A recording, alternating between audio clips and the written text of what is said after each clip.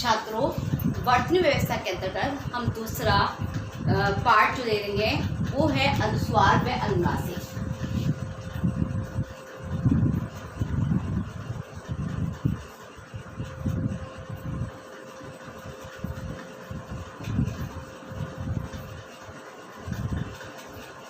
अनुस्वार वे होते हैं, इनको हम ना अनुस्वार व अनुनासिक को ना हम स्वर कहते हैं और ना ही व्यंजन कहते हैं। ये दोनों अयुग्वाहक के अंतर्गत आते हैं।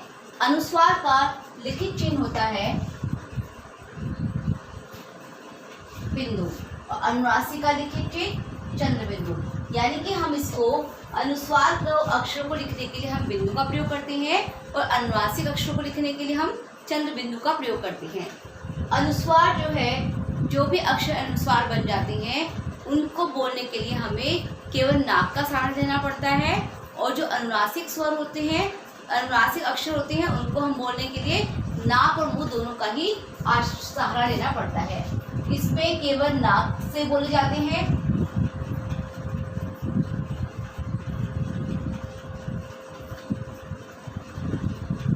और ये नाक व मुंह से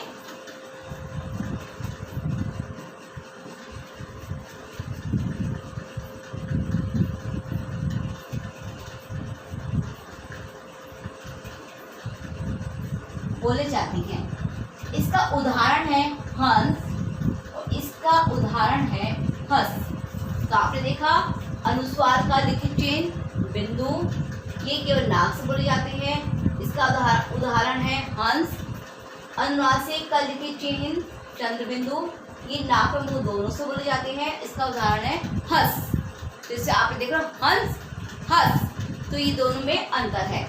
इसके अलावा अनुस्वार का प्रयोग हम कहाँ करते हैं? अनुस्वार जहाँ भी उच्चारित होती है, अनुस्वार को बोलने के लिए यानी कि बिंदु को बोलने के लिए जहाँ हम इसका उच्चारण करते हैं, ये हमेशा उससे पहले वाले वर्ग में आते हैं। जैसे अगर हमने कंस, हम क के बाद न बोल रहे हैं लेकिन क और स से पहले बोल रहे हैं, तो ये जो है आपका क के ऊपर पहले कंस, क के बाद इसका हम उच्चारण कर रहे हैं, लेकिन ये पहले वाले वर्ग यानी पहले वाले अक्षर के ऊपर इसका प्रयोग किया जाता है। इसी तरह से पंखा, इस पे भी हम पंखा, प के बाद हम अनुस्वार का प्रयोग कर रहे हैं, लेकिन हम इसको प के साथ ही लगा रहे हैं। तो अनुस्वार का लगाने के लिए एक नियम होता है कि जिस अक्षर के बाद इसको हम उच्चारण उसको बोलते हैं या उच्चारण करते हैं और उससे पहले वाले अक्षर में इसका प्रयोग किया जाता है।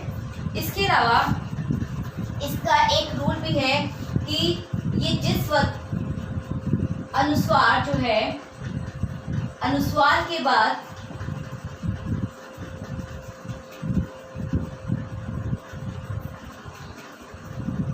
जिस वर्ग का अक्षर आता है उस वर्ग का पंचम अक्षर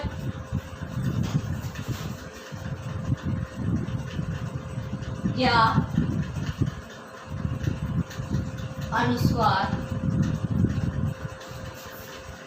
होता है।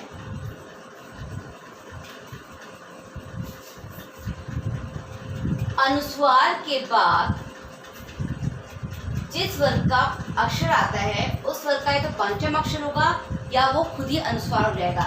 जैसे आपका ये अक्षर ये है कंबल,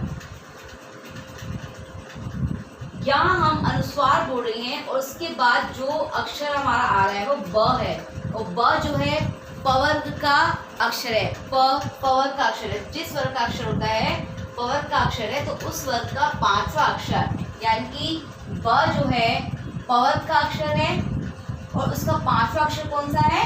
पांचवा अक्षर कौन सा है इसका? म। प फ ब भ म। तो प जो है ब है वो पवर्ग का अक्षर है और इसका पांचवा अक्षर म है, तो हम अनुस्वार की जगह इसको हम कंबल इस तरह से भी प्रयोग कर सकते हैं। ये दोनों तरीके से लिखा जा सकता है। यहाँ हम अनुस्वार भी प्रयोग कर सकते हैं या पांचवा अक्षर भी। इसी तरह से दूसरा एग्जाम्पल है घंटा। इसमें देखिए यहाँ अनुस्वार का प्रयोग कर रहे हैं और इसके बाद जो है ट आ रहा है और ट का पांचवा अक्षर होता है ट, ठ, ड, ध, अण। इसका पांचवा अक्षर अण है, तो हम इसको इस तरह से भी लिख सकते हैं। तो जिस वर्ग का अनुस्वार के बाद जो अक्षर आता है उस वर्ग का पांचवा अक्षर अनुस्वार के स्थान पर हो जाता है, या हम उसको अनुस्वार के रूप में भी प्रयोग कर सकते हैं। तो आपने जाना कि अनुस्वार व अनुनासिक का प्रयोग कहाँ कहाँ किया जाता है। अब आपको हम एक वर्ण विच्छेद बढ़ती व्यवस्था के अंतर्गत जो अंतिम टॉपिक है आपका वर्ण विच्छेद, वो हम आपको समझाने जा रहे हैं।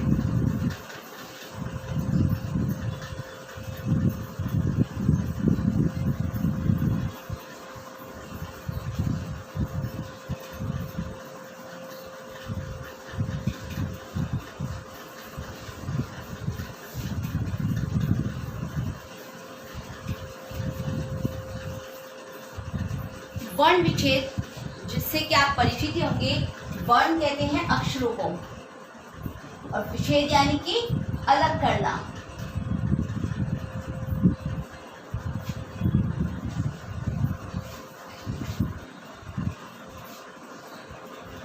अक्षरों को अलग करना वर्ण विच्छेद कहलाता है। और वर्ण विच्छेद करते समय हमें अक्षरों को स्वर और व्यंजन दोनों को ही उसको अलग करना पड़ेगा। जैसे आपका एग्जाम्पल है आपका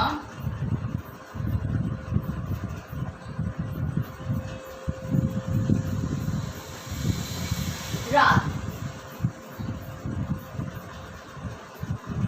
कर्म, प्रकृति। तो इसमें इन अक्षरों को हमें स्वर को व्यंजनों को स्वर से अलग करना है, और जिसमें जो अक्षर स्वर रहित हैं उनको हमें किस तरह से लिखना है इसकी आपको जानकारी मिलेगी। जैसे आपका जो रात शब्द है, इसको अगर हम अलग करते हैं तो इनको अलग व्यंजनों को स्वर से अलग करने के लिए हमें उसके नीचे हलंत लगाना पड़ेगा, और उसको जो है आधा अक्षर को हमें हलंत लगा के लिखना पड़ेगा। जैसे आपका र है, तो र में हमारा आ मिला हुआ है, तो ये हमारा बन गया रा। फिर त में भी हमारा अ मिला हुआ है, ये बना हमारा त। तो इसमें आपको दो अक्षर दिखाई दे रहे हैं, लेकिन यहाँ पर हम इसको अलग विच्छेद करते हैं, तो इस तरह से बनेगा र जमा आ जमा त जमा अ। इसी तरह से कर्म, कर्म में क को पहले अलग करेंगे, क जमा अ प्लस उसके र की आवाज आ रही है तो र लिखेंगे, और ये जो ऊपर वाला र होता है वो हमेशा आधा होता है, इसमें स्वर नहीं मिला होता है, इसलिए इसके बाद हम हलंत लगाएंगे र, और उसके बाद हम म लिखेंगे म जमा अ, क जमा अ जमा र जमा म जमा अ। इसी तरह से प्रकृति, जो नीचे र होते हैं उनमें स्वर मिला होता है, और जितने भी ऊपर वाले अक्षर होते हैं वो आधे होते हैं। तो इसमें प जो है आधा है, यानी कि इसमें स्वर नहीं है, तो प के बाद इसके बाद कोई स्वर नहीं मिलाएंगे। फिर हम र लिखेंगे, र में अ मिला हुआ है, प जमा र जमा अ। फिर क में हमारी ये मात्रा है री की मात्रा है, री प्लस त जमा ई। प्रकृति, प जमा र जमा अ जमा क जमा री जमा त जमा ई, प्रकृति। तो इस तरह से आपने देखा कि वर्ण विच्छेद करते समय हमें वर्णों को अलग करना है, स्वर व्यंजनों को स्वर से अलग करना है, और उसको अगर हम व्यंजन को स्वर से अलग करते हैं तो व्यंजन के नीचे हमें हलंत लगाना है। तो आशा है कि वर्ण व्यवस्था में आपने तीन चीज़ें पढ़ी, र के विभिन्न रूप, अनुस्वार अनुनासिक, और तीसरा है आपका वर्ण विच्छेद। इससे हमारी भाषा शुद्ध होगी, और जैसे हम इसको भाषा को बोलते हैं हमें उसी तरह से उसको लिखना होता है, इसी तरह से हमारी स्पेलिंग सही होती है, अन्यथा नहीं।